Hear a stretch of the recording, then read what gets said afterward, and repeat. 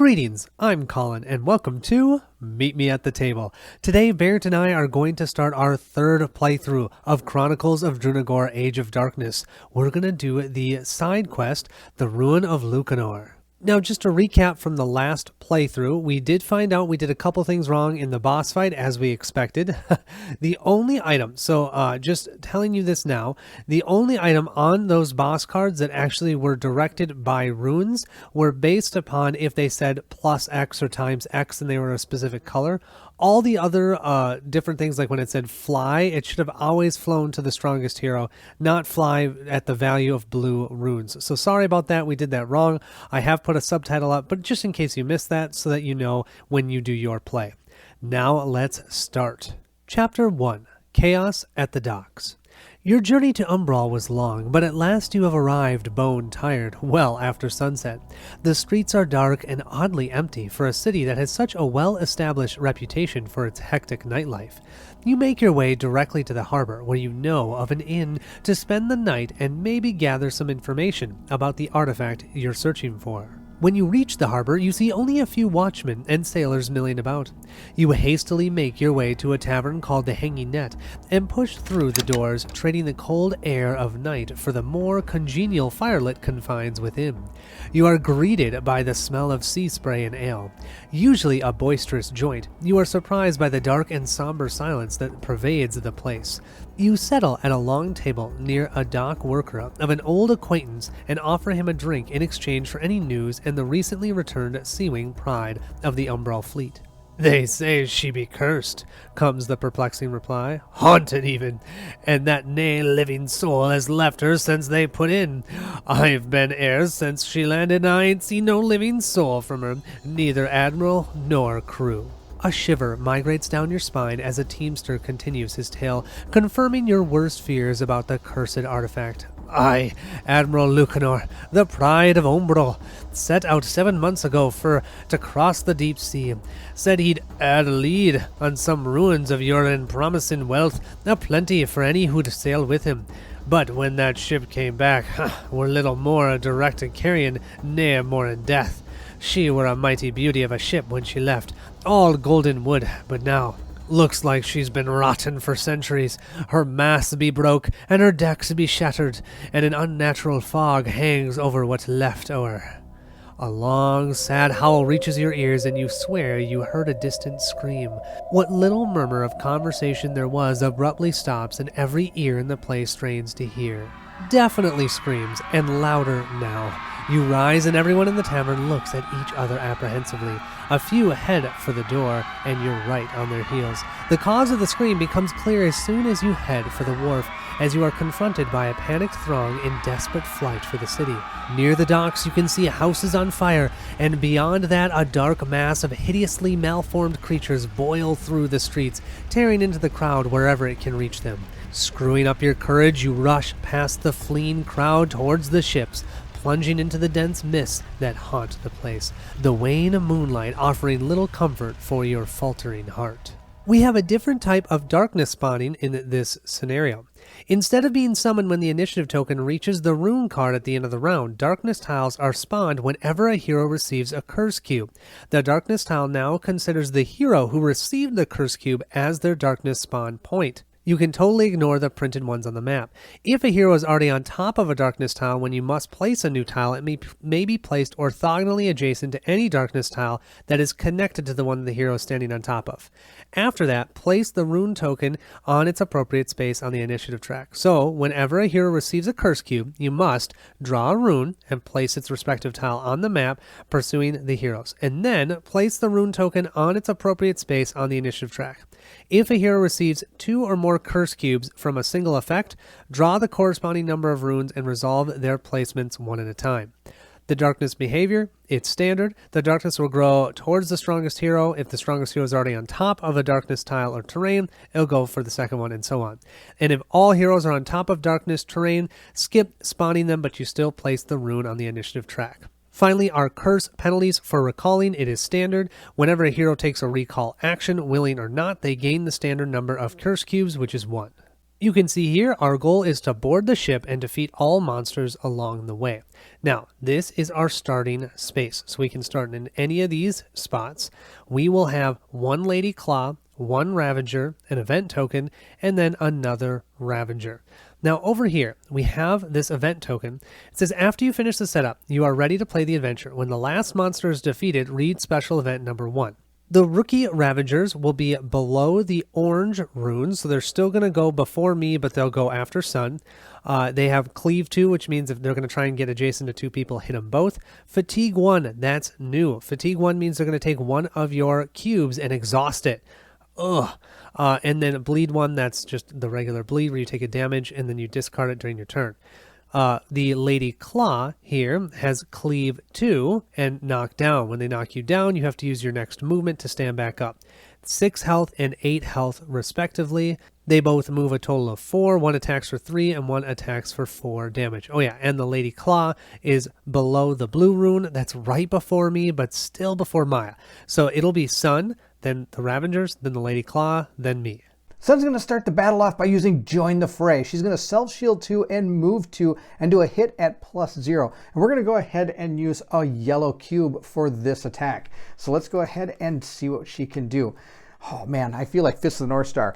I don't know if you've seen this, but he just comes in with this like chi shield around him, and he comes just walking up near the end, and he just totally takes out a bunch of people. And that's what she's going to do. So we're going to go ahead and punch this with him, and we're going to get that shield token as well. We need a 7+ using our bloodied sword. Let's go ahead and roll that up. We got an 8, so that's enough to do our 3 damage. After using a weapon action, we're going to go ahead and do our abundant steps, which allows me to move 2 spaces. And if you're wondering why I'm actually moving extra, don't forget we have that boots of agility that gives us +1 speed or movement, on anything we do. So she's just going to cut right through here. 1, 2. Oh, she should do a backflip right over these guys. Check this out. Whoosh, because we're dorky that way. And now what she's going to do is she's going to go ahead and do an Iron Fist right on this guy. That's going to be a weapon attack as well, and it's going to get a reroll. I get +0 to it, but I do an extra damage. To do Iron Fist, we have to go ahead and use one of our yellow cubes. We don't have any left, but we do need to get a high number here. Oh, we got a 4. That's not enough. We only got a 5, but that's okay. I get a reroll. So we're going to go ahead and get him this time. Oh, or maybe not. We got a 4. Oh no, we missed. Sadly, I hyped up Sun so much, and then she just totally misses, but that's okay. Since we did do the action, though, I am still allowed to do my abundant steps, so we're going to go ahead and flip right over this guy and move right to that spot. 1, 2, 3. So after Sun made a bit of a fool of herself, missing on her Iron Fist, even with a reroll. Come on. Okay. We're going to have both Ravagers go. They're going to try and Cleave 2. They can't. I'm too far away. So they're just going to do try and Fatigue 1 and Bleed 1 Sun. The orange one will go first. He will move 1, 2 to come right next to Sun and try and attack her for 3 damage.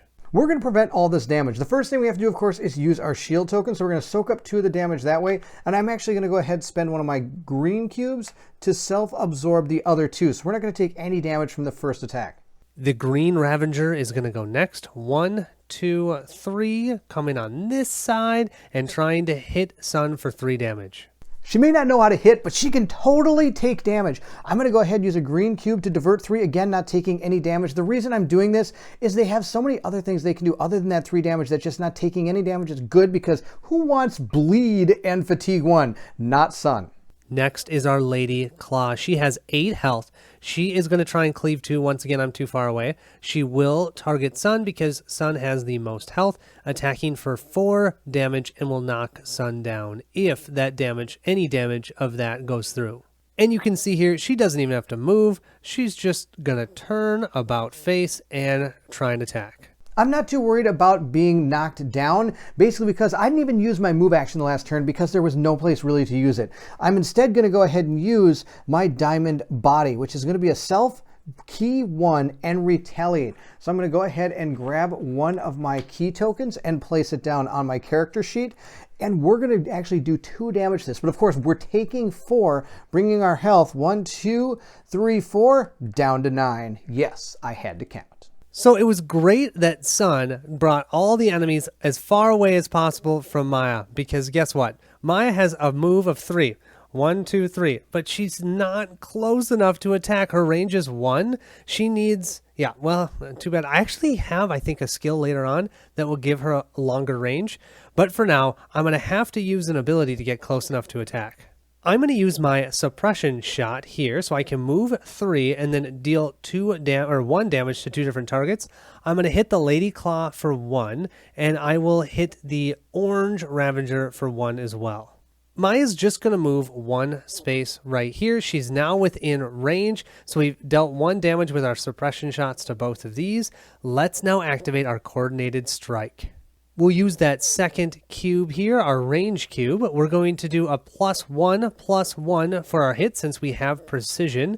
And then we get to activate one of our pets. We're going to put out the wolf. We'll place our wolf right here, and we're going to do our coordinated attack on this green Ravager. We need a 7 or higher to hit. So let's roll for our first one. We have an 11. That's going to deal 3 damage. We'll roll our second one. That is a 20.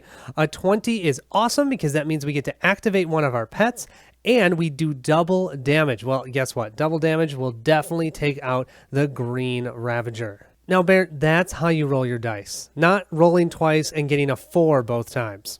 Our wolf then, for his free activation, will move 1 space here. He can attack for 2 damage. Just so you can see, he moves 4, attacks for 2, and he will bleed 1 to whoever he attacks. With that 2 damage, though, it's just enough to take out this orange Ravager. We've just defeated both of the Ravagers. Now that's the end of my turn. He then gets to activate again, and he's right in the right spot to attack for 2 damage on the Lady Claw. She'll go down to 5 health, and she gains a bleed 1 token. So if she gets another turn, which my guess is not because Sun is pretty awesome, she will take a point of damage at the beginning of her turn.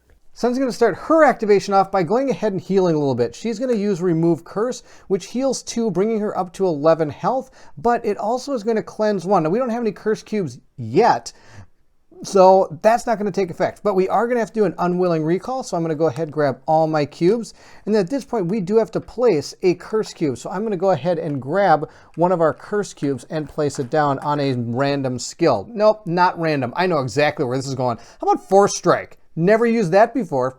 Definitely never putting it here. For those of you who watch the other videos, that was the worst move ever. I've done a lot of worst moves in these games. We'll grab into our bag of doom because remember, this is how our darkness gets placed on the board is whenever you get a curse cube, we draw from here. So this is our orange rune, and we're going to grab a darkness tile that looks like this. It's going to be spawning from Sun space. Looking here, we've placed the darkness starting at where Sun is standing. That means Sun will take 2 points of damage unless she tries to prevent it. And then we also have the Lady Claw will now get +1 to her attacks. I have multiple ways to prevent this damage, but we're just going to go ahead and take the 2. I'm not too worried about it. Continuing with her turn, I'm going to go ahead now and use Iron Fist yet again. This time it's going to do better. We figured out what was wrong with that last roll. I was using Colin's dice and he was using my dice. So we made sure to switch our dice so that I've actually got my die back. We're going to go ahead and roll this up, and we got a 7, which is not enough. Well, normally is, but we have to add 2 because of the darkness that we're standing in. So the 7 doesn't hit. Maybe Colin didn't take my die, and we're going to go ahead and roll it again. This time I got an 8. That's fantastic. It still missed. Even though I did my weapon action and missed, I'm still able to get rid of my knockdown status because I'm going to use my abundant steps. Then we're going to be able to do our free move action for the turn. And I'm actually just going to move 1, 2 over to here. I'm adjacent to the door, hoping to go through next turn. But the way that I've been rolling, I'm hoping I'm not actually spreading that love to Colin. Hopefully he can take this guy out, and then we'll be able to go through the door the next turn. The Lady Claw will be next to go, and the first thing is she is going to discard her bleed token and take 1 damage. She's down to 4 health. She would have died had Sun actually hit her. Next, she is going to try and target the strongest hero, and that now is Maya. So she's going to take 1 step here and attack me for 4 damage +1 because she's next to the darkness, so 5 damage. And unfortunately, she also cleaves, so that means she's going to cleave my dog. My dog can only take 1 damage. He's toast. I think I'm going to use my hide armor here. I'm going to tumble. I'm going to prevent 4 damage. That does mean I'm still taking 1. I'm going to go from 11 down to 10 health. Remember, I had +1 health because of something that I found in the adventure last scenario. So I'm down to 10 health. I am also knocked down. Of course, I should mention I do have a free move too, which means I can just get rid of the knockdown token. Ha! Take that. Now it's my turn. The first thing I'm going to do is use my free move. I'm going to move 1, 2, 3. I'm within range 1 of that Lady Claw, and I'm not adjacent, so I can use my precise shot. This precise shot is going to give me +2 to my hit, +1 damage, which means I'll be dealing 4 damage, just enough to kill her, and I will crit on a 16+. This just means I need a 5 or higher to hit, and I hit with a 20 again, you guys. Oh my gosh. That's pretty epic. I think, do I want to do the dog? I just love the dog because it bleeds and it deals 2 damage. So I'm going to spawn the dog next to me because I rolled a 16 or higher. I would say that this Lady Claw is toast. What do you guys think? As you press through the smoke and mist, you see the platforms that lead to the ships, their wood creaking under the weight of the sea-born horrors marching for the city.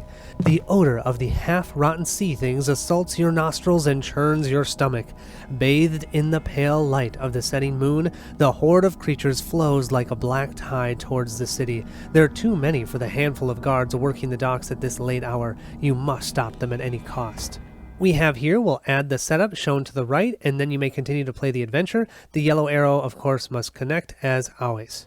This is probably one of the coolest boards I've ever seen. Look at this is the ship, and you're going to see it in 3D because it's going to have 3 levels. There's the front of the ship, the back of the ship. We've got our enemies here. We're going to have a Lady Claw fighter. We're going to have a Ravager rookie. We'll have 1 interaction token, and then another Lady Claw fighter. Here we have the board all set up. We've got our Ravager, 2 Lady Claws. Let's take a look at the Lady Claw fighter because that is new. These Lady Claws are definitely fighters. 10 health, 5 attack, move 4, cleave 2, knock down. They're immune to burn and to stun. And they will go still before me. Everyone goes before me. I'm the slowest ever. My second action, I'd love to do something amazing, but I'm way too far away to do anything. So I'm just going to focus, battle focus, gaining 1 focus. I could cleanse, but I don't have any curse cubes yet. That'll be the end of my activation. Let's move to Sun. I almost forgot about Fluffy. Fluffy's going to go next. Before Sun goes, he can move a total of 4. He's going to move right to here. He's going to bite that Ravager, who only has 6 health. So now he's down to 4, and he gains a bleed 1 token. Nice. Sun is going to use some of those awesome tactics she has. And she's going to start by going and using her battle focus, which is going to cleanse and get rid of that. And I'm also going to gain 1 focus token. At this point, she's going to go ahead and, just kind of mosey on over with her relaxing walk here. She's going to move 3, and she's going to gain another focus token, flipping that to 2. With charismatic swagger, she's just going to walk 1, 2, 3, 4 over to here, and then she's going to go ahead now and use her key token to actually make the attack. I've done both of my actions, but I can still use all these extra things I got. So we're going to do the key attack first, which allows me to discard this to do a hit with +0. You see this die right here? Yep, it's missed 4 times. It's being decommissioned to goodbye. We're going to go ahead and use this one instead. Let's roll that one up and see how we do. Oh yeah, see, that's so much better. 2. I should probably decommission that die soon, but we're going to give it one more chance. I'm going to use both of my focus tokens, and sadly, this wasn't the exact plan I had. I told you I was going to be a burden on my team. We're going to go ahead and get rid of those. We're going to do body shot. Now, this gives me +3 to attack. How can I possibly miss this? I need a 4 or better this time. Also, I'm going to be able to do +3 damage. This means we're going to do 6 damage. If we hit, let's try that first, then we'll decide on damage. I got an 8. What do you know? I hit. Oh my gosh, it's amazing. So now we did 6 damage, and we pushed 3, but guess what? Dead people don't get pushed. Sun sees that there's a couple more adversaries here that we don't want to deal with. So she's going to go ahead and use her abundant steps. Guess what? I haven't put a curse cube on that yet, and I probably never will again. So she's just going to flip back here, 1, 2, 3, right to here, meaning that these characters probably aren't going to get to her. But, my attacks have been so sound so far, it could probably fail. Moving to those Lady Claws, the nice thing is they can only move 4. 1, 2, 3, 4. They can't get into range of Sun. Tactics prevail. Yes. Instead, they're just going to kill my dog. Then the second one's going to move 4 here, and that's it. Now it's my turn. Maya's going to use her free move, moving 3 spaces right to here. We are adjacent, or within 1 range, I should say, of these 2 Lady Claws. Let's attack them. We're going to use our rapid shot here. That's a +0/+0. Unfortunately, that is my last cube, so I'm going to have to do my unwilling recall. which means we're going to have to place a darkness out. And I'm going to have to place a curse cube, and I think I'm going to be placing that in my whistle blow. Let's draw our darkness tile, or I should say our rune. Okay, we're going to have this darkness tile. It is the green rune. We had to place the darkness where I was standing, where Maya was, and it also hit Sun. So that means we're both going to take 2 damage. I'm going to go from 10 health down to 8. I'm going to go ahead and use our cloth armor to just prevent the 2 damage. Now, Baron decommissioned this die. I'm going to recommission it because I have rolled 2 20s with it, so I don't know why he did that. Instead, I'm going to roll it. Now, I have to get an 8, but I have precision, so I'm down to only needing a 7, but I'm in darkness, so I have to add 2 to that, so I need a 9 or higher to hit. I'm going to attack the orange Lady Claw, needing 9 or higher to hit. We got a 10 for the first one, so that is 3 damage. And we got a 7 for the second one, so that is a miss. I'm then going to use my second cube here to do the battle focus. So I'm going to focus 1. That will give me my second focus token. And I'm going to remove that curse cube. This then is going to allow me to do an eeny, meeny, miny, mo. Haha! I get to attack 3 times. I still need that 9 or higher, but I'm going for that orange enemy. 3 rolls, looking for 9 or higher. That's a 15. That will deal 3 damage. He'll go from 7 down to 4. Second shot, we have a 3, which is a total miss. Bummer. And our third one, we have a 20. That is my third 20. Okay, first of all, we're going to drop, you know what? We're going to do the eagle this time. We're going to put the eagle out adjacent to us. Doesn't want to be in darkness, so I'll put that somewhere. But we just dealt double damage. That's 6 damage. Only had 4 health. That means this Lady Claw is toast. Why Baron doesn't like this die, I don't understand. Now that we actually know how to activate the eagle, it only took 2 videos, you guys. I will have the eagle activate, moving 1, 2, 3. It's going to attack. It's not adjacent to an ally, so we can't gain one of our action cubes back, which is a bummer. But it'll deal 1 damage to that Lady Claw. The Lady Claw goes down to 9 health, and then it will fly back to me, and I'll place him over here, because if I placed him in the darkness, he'd immediately be destroyed. Sun's going to start her turn by using Join the Fray. And this time I'm not going to cause her to lose and not roll well by saying how awesome she looks as she's walking towards this person with a cheese shield on. We're just going to go ahead and give her a shield too and run up and attack. She's going to move 1, 2, 3 just normally, getting ready to hit normally with a die roll. We're going to go ahead and roll up our die. Now Colin's been saying I've been dissing my die, but I'm going to go ahead and see if I can hit with this thing. Let's go. I got an 18, yes! Oh, this time it actually loves me. So I wasn't able to do enough damage to actually, wound him, I guess. So we did 3 damage with that attack, but don't forget I also got those 2 shields. I guess I ain't been dissing my die. That hit does bring her down to 6, and I get to use my abundant steps because, of course, we've done an attack. I'm going to go ahead and move 1, 2, 3 across this bridge. I'm leaving Colin to dust because check it out. Oh, I totally want to get this. I get a free move action still. So we're going to go 1, 2, 3, 4 over here, and as a minor action, I'm totally checking out that token. Our interaction token brings us to this picture. Our options are try to tear down the bridge, destroy them all, burn the bridge, or just run away.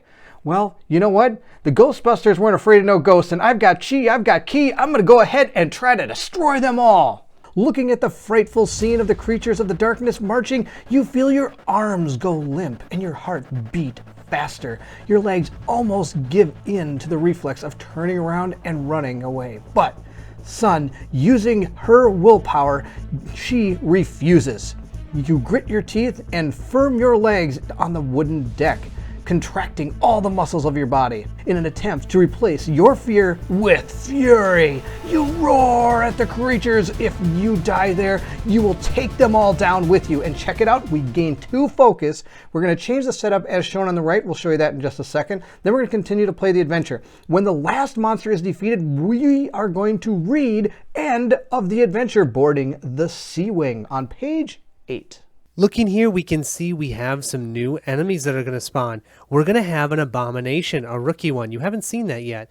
We'll then have a Lady Claw Fighter, a Ravager, and another Ravager. Here we have our epic setup. Maya's still way over here. We've got Sun over here who left Maya in the dust. And look at now, she has all 4 of these enemies over here. We have our Abomination. I'll show you his card in a second.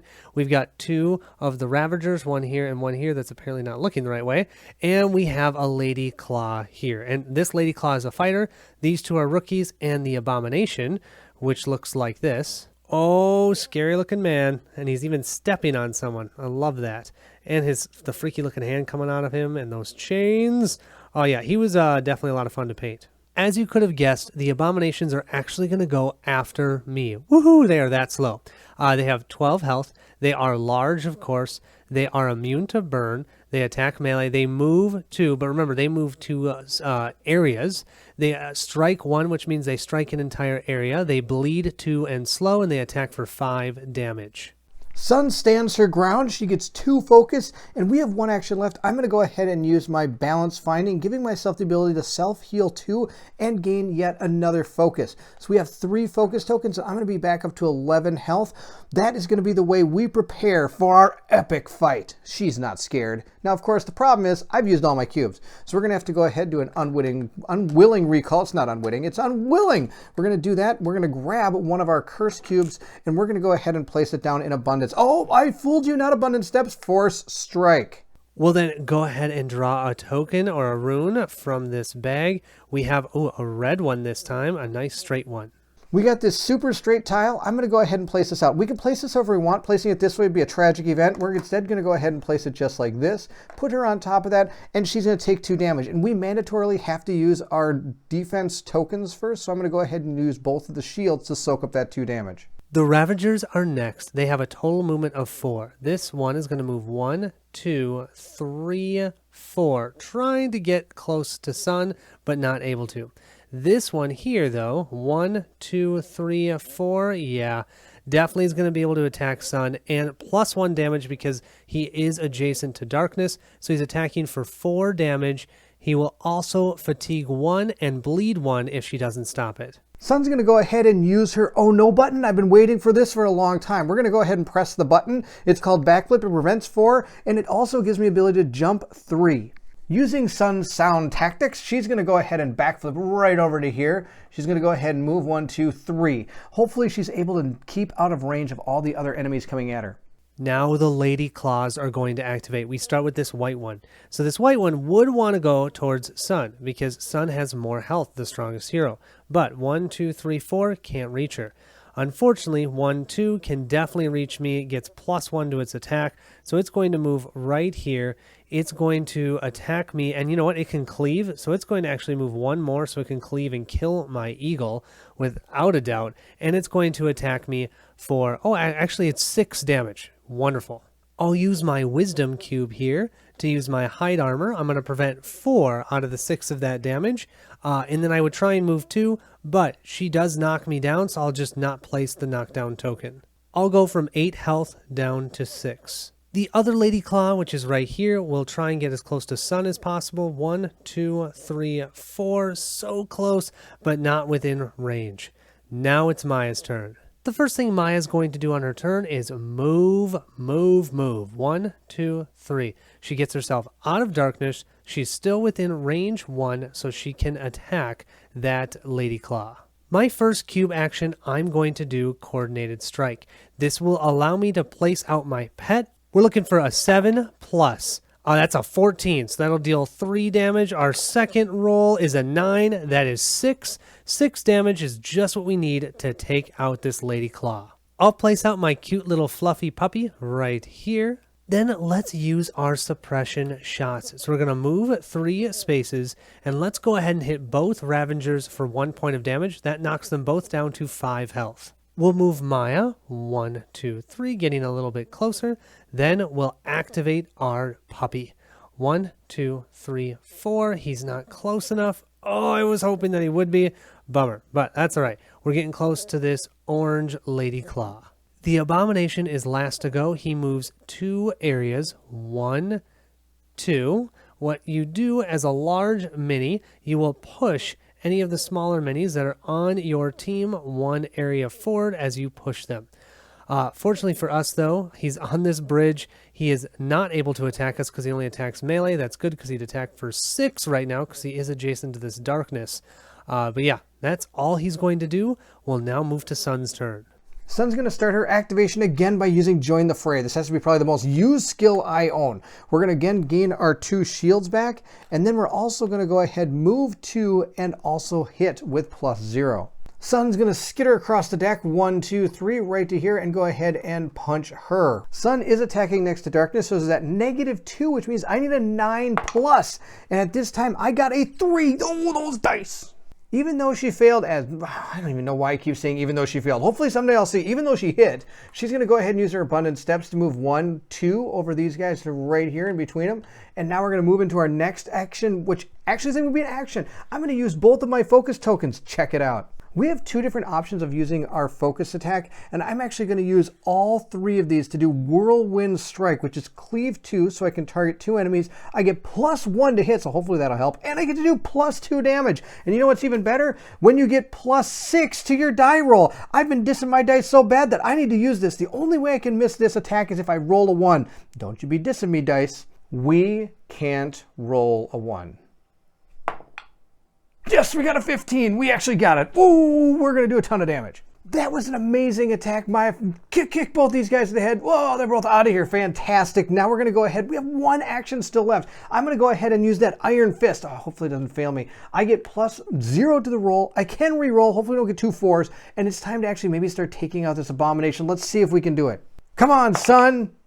A 4? Oh no, Sun, you have failed me yet again. Well, I guess she didn't fail me. It's that die. You get a reroll. I do get a reroll. Colin just told me. I totally forgot about that. Check it out. Now I get, oh, Sun just went from 0 to hero so fast. She was able to do 8 damage because she does 3, and Iron Fist does an extra +1 damage. So that's 4 + 4 is 8 damage. That takes him down to 4 health. Wow. Sun, you have totally redeemed yourself. And so have you, Die. After that amazing hit, Sun's going to go quack, quack, stand right here, give him the old bring it on symbol and stay right there. I'm not even going to move. We're just going to stay there and take on the beast. As Sun is trying to take on the beast, this Lady Claw is going to go next, moving 1, 2 adjacent to the darkness. She is going to attack Sun for 6 damage. 6 damage is coming our way, and I'm going to first use our token here to get rid of 2 of it because we have our shield. Then I'm going to prevent 2 more, so all we're actually going to take is 2 damage from this, bringing me down to 9. And Colin has so graciously reminded me that I am knocked down. Maya will go next. She's going to try and help out Sun as much as she can. 1, 2, 3. Total movement of 3. She really needs some boots of agility, you guys. She is at range 1 of that Lady Claw. Let's do our twin strike. We will use one of our 2 remaining cubes left. That gives her 2 attacks at +1 hit. Looking for a 7+. First one, oh, just a 7. Beautiful. That is 3 damage. Second one, that's a 10. That puts her down to 4 total health. For my second cube action, let's do our precise shot. We get +2 to our hit, +1 damage, and crit on 16+. However, I'm going to have to reclaim all or unwillingly recall all of my cubes, and so that means I'm going to gain a curse cube. We all know where I'm putting that. I'm going to put that on my whistle blow. We have to also draw our rune, and that means we're likely going to take 2 damage. We've got a blue rune, and we're going to be placing darkness like this. That means we are going to take 2 damage. I'm just going to soak it. We're going to go down to 4 health. We'll place that darkness tile right here. Unfortunately, this means now our attack, we have a -2 for our hit, but the precise shot gave us a +2 to our hit, so we're just staying at our regular +1 from our precision. We need a 7 or higher to hit. Oh, a 5. We just missed. Fluffy will now get to activate. He'll move 1, 2, 3, 4 right back here. He's going to attack that Lady Claw, moving her down to 2 health. He would give her a bleed 1 token. Yeah, she's not immune to that. So yeah, she'll have a bleed 1 token as well. Oh man, if only we could have dealt 1 more damage. The Abomination is next. He's not even going to move. He strikes, which means he hits the entire area Fortunately, only Sun is here. Barrett had reminded me to make sure Fluffy moved out of that area, otherwise he'd be a fluffy pancake. So he's back over here. Sun is going to get hit for a total of 5 damage, but remember, he is somehow adjacent to this darkness, so he hits for 6 damage. The power of Sun is going to emerge. We're going to go ahead and Diamond Body. 6 damage, we can take that. I'm going to go ahead, grab a key token, and I can retaliate 2 against that abomination, bringing him down to 2 health. 6 damage, I'm not concerned. 1, 2, 3, 4, 5, 6. I go down to 3. She's got a stable mind and body. Sadly, she's not moving anywhere because she got a -2 to her movement because of the slow. She's also bleeding, which means we're going to have to take 2 damage at the beginning of her turn. Then we're going to go ahead and discard this token. With the abomination done, it's going to move back to my turn, and because of that, I'm going to have to take the 2 damage from slow. I go down to 1. I'm a little bit worried now, but I got a plan. We're going to go ahead, remove Curse, heal 2 and cleanse 1. So we're going to go ahead, cleanse this. We're going to heal ourselves 2, bring ourselves back up to 3. At this point, I do have to do a willing recall, which means I get all my cubes back. Bad news is I have to put this back down on 4 strike. It's not going anywhere but 4 strike for the rest of my life. And that's the end of that willing recall. So now we have to go ahead and draw a darkness token. I said willing, it was an unwilling recall. Totally different, actually. We're going to go ahead and draw a rune and see what darkness gets placed underneath me. Oh, wow, look, we got a C, or maybe it's a bridge. That's pretty cool. It's a red one, though, I'll tell you that. We are now standing in darkness. We'll show you in just a second, but since we're here, I'm going to go ahead and get the rest of my turn done. We're going to go back down to 1, still a little scared, but now we're going to go ahead and do our last action cube, which is going to be low kick. I'm going to get +3 to hit, and I'm going to knock somebody down, and we're going to go totally after that Lady Claw. Let's go ahead and take a look. Here's the board. We just wanted to show you where that darkness tile was fitting, so it's on top of absolutely everybody. So I'm going to be getting -2 to this roll. Hopefully we can take her out. So we're at a net +1 to this roll. Let's go ahead and get this person. Oh, we got a 12. I'm super excited for that. That means we were able to take her out doing the 3 damage. She only had 2 left. She is off the board. That's it for my turn. I've used all my cubes, but it's not. I've got a key token. We're going to go ahead and see if we can take that abomination out. Of course, I'm standing in darkness. That's -2, but I'm not afraid. Sun just needs to roll a 9. Let's do this. She got a 1. That's just the opposite of a hitting. Now, of course, we critically failed, which means not only do we miss, but we have to go ahead and suffer fatigue 1s, which means we have to exhaust a cube. Also, we could at any time use our abundant steps, so we're going to go ahead and make sure that we get rid of this token. And since we did, we're going to go ahead and also get rid of this one because it also subtracts 2 from our movement that we could have used during our abundant steps. So good news is she can move now, but I don't really want to. Again, I want to stay right there, toe-to-toe to this thing. I'm planning to take this thing down, even though I only got 1 hit point left. Maybe he'll critically miss. Both, they don't roll dice.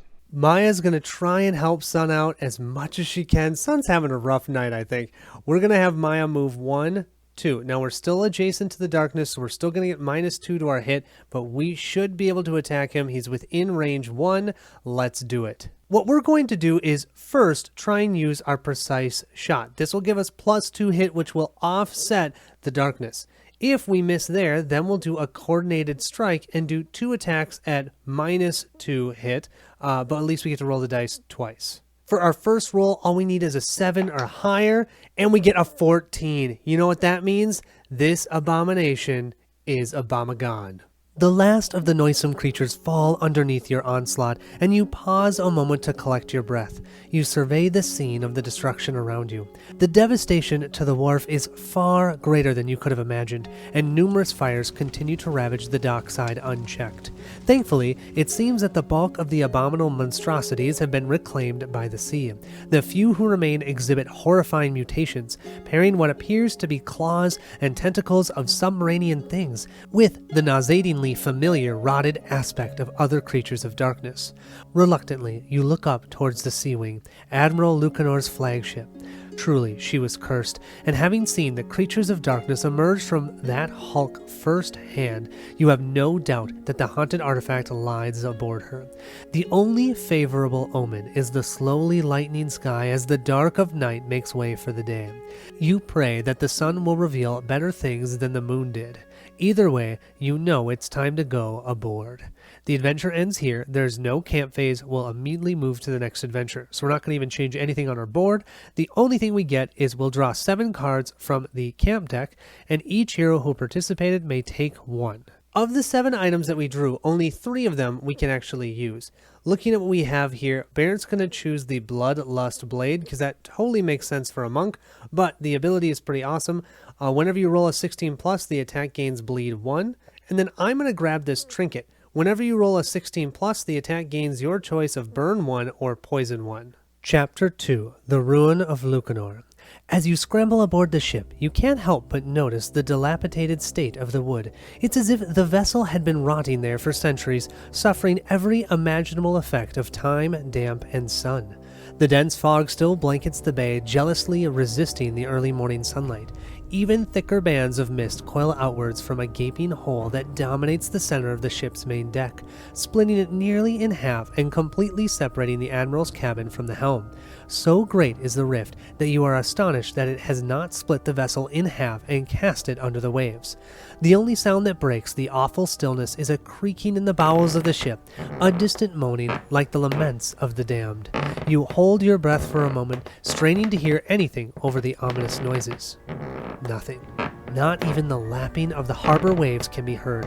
The air hangs still and heavy, unruffled by the slightest breeze as the fog clings to you with a paternal chill. Suddenly, a new sound echoes through the claying mist, a heavy tread on the boards of the deck. You step back, the creak of the warped and twisted wood sounding thunderous in the still. Now you hear guttural sounds across the deck, and the stomping grows, hurry, and headed in your direction. Vague shapes appear, shrouded by the fog. At first, you think they may be the crew of the Suing, but as they become more distinct, it becomes painfully clear that there are no crewmen. Maybe some of them were once, but no more. A hooded figure appears in the gloom, spouting what must be orders in a debased language you cannot identify. The hideous malformed sea beasts respond, pressing towards you as an enormous silhouette begins to take shape in the haze, the wooden planking groaning violently under its weight. With every step of the huge creature, it seems that the already rotten vessel will surely collapse, dragging all of you to a dank and sunless grave in the bottomless waters of the Umbral Harbor. It looks like here we have the same rules for this chapter 2. So instead of being summoned when, for the darkness, instead of it being summoned when the initiative token reaches the rune card, it's whenever you get a curse cube. We have here the standard behavior. We will still only get 1 curse cube, and our adventure goal is investigate the ship, trying to find the cursed artifact and collect clues about what happened to the crew. Here we have the ship. We will start over here on this side. We're going to have, a Shadow Cultist over here, Veteran. Now it says GM Gray Mini, just like before. I'm pretty sure that's a white mini. We're going to have a random Black Mini Rookie right here. We're going to have 1 interaction token right here and a Rookie Ravager right here.